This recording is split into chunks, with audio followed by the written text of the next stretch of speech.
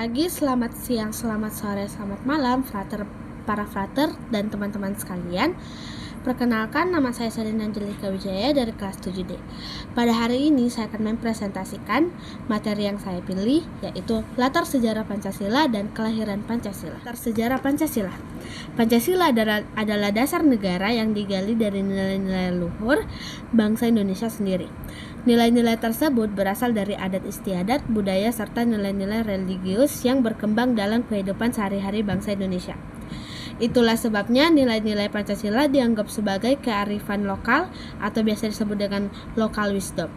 Bangsa Indonesia, nilai-nilai Pancasila dapat kita temukan sepanjang sejarah bangsa Indonesia. Masa prasejarah.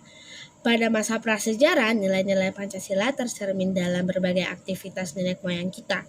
Nilai ketuhanan pada masa itu antara lain tercermin pada sistem panteon yang meliputi kepercayaan, tempat pemujaan, sarana upacara pemujaan, dan sebagainya.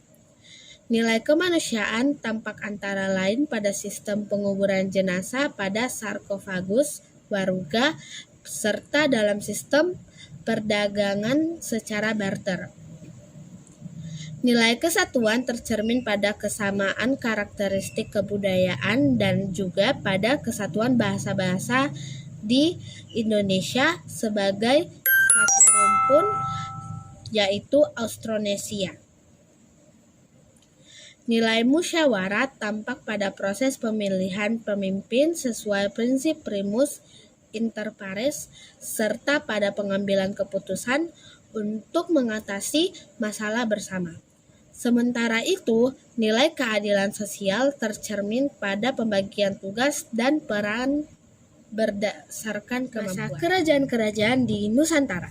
Seiring berkembangnya peradaban, kerajaan-kerajaan di Nusantara pun berdiri. Kerajaan-kerajaan awal di Nusantara bercorak Hindu dan Buddha.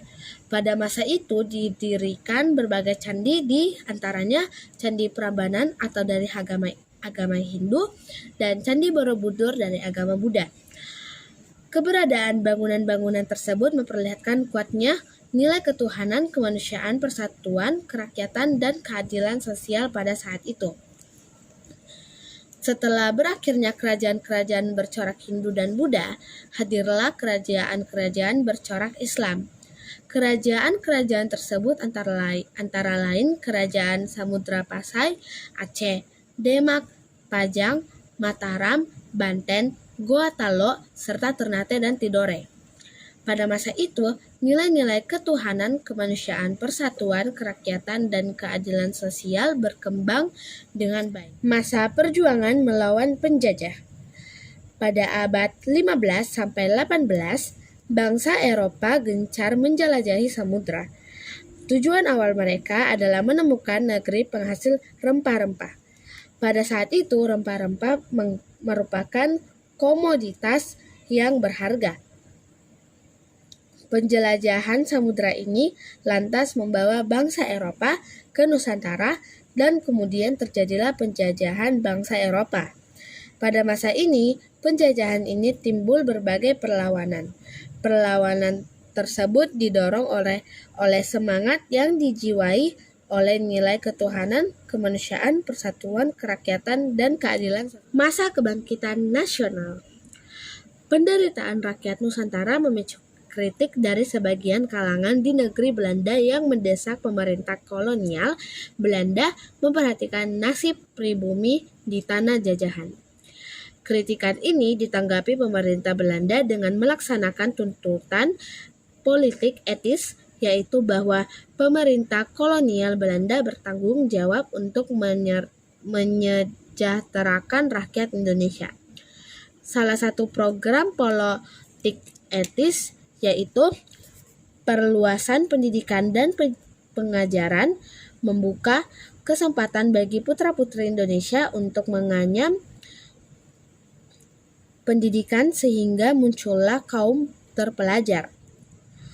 Munculnya kaum terpelajar menandai perubahan untuk bentuk perjuangan melawan penjajah.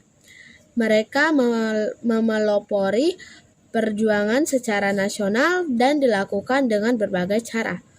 Cara-cara tersebut dilakukan antara lain melalui wadah organisasi penggerakan baik yang bersifat sosial budaya, keagamaan, kependidikan, ataupun politik. Seperti organisasi Budi Utomo yang lahir pada 20 Mei 1908.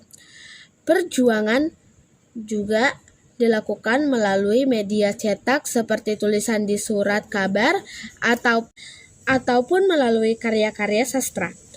Kesadaran untuk bersatu dan berjuang dengan berbagai cara itu mencapai puncaknya ketika Sumpah Pemuda diikrarkan pada tahun 1928.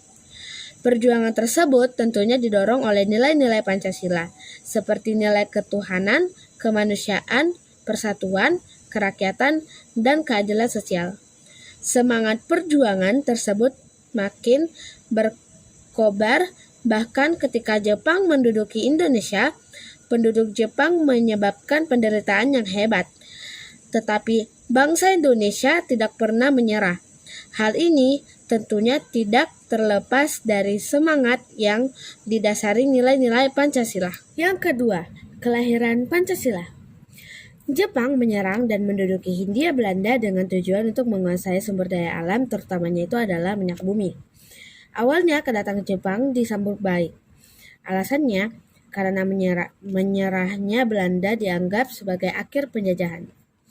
Rakyat Indonesia merasa akan segera merdeka.